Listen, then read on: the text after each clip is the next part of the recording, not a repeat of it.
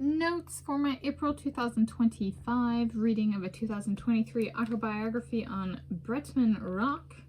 I am Tanis Coralee Leonhardi, she, her, hers of Seattle, and I talk through today, this is Monday, 7 April 2025, I talk through my book and reading notes for my April 2025 reading of an autobiography of businessman Bretman Rock.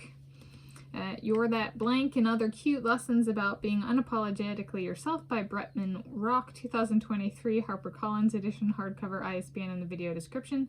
I started the book on Wednesday, 2 April 2025, and finished the book on Monday, 7 April 2025. It's 253 pages, including the About the Author section. It took me 5 days of reading to read, 70 pages Wednesday, 40 pages Thursday, 60 pages Friday, 20 pages Saturday, and 63 pages Monday.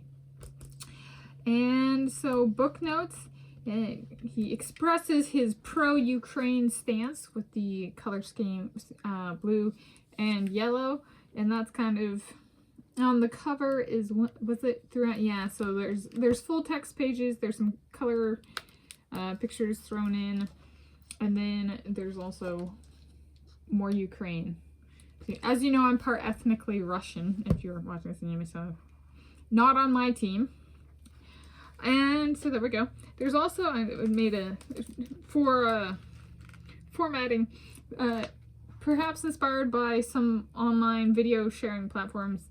You did in bold, kind of if something's triggering, put notes of that in the text.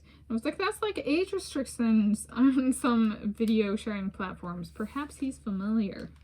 So there we go.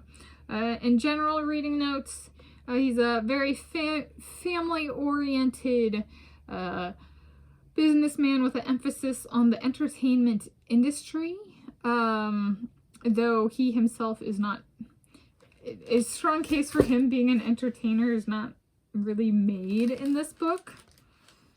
I would say he's more of like makes a case for being like towards fashion, so which isn't technically an entertainment industry. Technically that's like clothing industry. So I'm just kind of like, okay. And it fills in a lot of his background. He was born in the Philippines, and then moved to Hawaii later, and then Los Angeles after that, and that kind of stuff. So I have that formatting note. Any other reading notes? Page 117. He talks about kind of how his family was really accepting of him being homosexual. So my sexual orientation is asexual, which he said he thought he might be asexual, but he was actually homosexual. But he kind of always knew he was homosexual, and his family was very accepting, including like letting him wear makeup and not like letting him, but like actually being like, why wouldn't it be okay? You know, that kind of thing. So he was very privileged in that sense. But then he doesn't reciprocate with people who are heterosexual or non-homosexual. And he kind of goes after a few big name, I think they're music artists, page 117. And kind of he like says, oh, they've got to have been with at least one man and stuff. And as you guys know on this channel, I hate people who spread rumors about sexual orientation. Or not I hate people, I hate the action of people spreading rumors about sexual orientation. I've seen... had a friend who was very traumatized by that, so I do not support that bullying, harassment, and discrimination. And I'm gonna guess Mr. Mars does not appreciate it either, as one of them. Alright, and then page 138. Oh, this was a sad part. Page 138, 139, he talks about, quote, the thrill of the chase. So he already knew he was homosexual, and there was this girl in school, and he went after her to like ask her to a dance or something, because he interpreted her as like someone who'd just be fun to have as like a trophy to get her to say yes. So she says yes, and then he drops her. And so I was like, he must be the biggest, or not the biggest, but like such he must love Taylor Swift. And right, that's the entire beating there is fueled by heartbreak. I am not a fan of the thrill of the chase type where all they do it for is get somebody just to drop them. All right, that's a heartbreak thing, and so he's very much a pro heartbreak person, and I'm not. That's not me. I have a beating heart. Yes.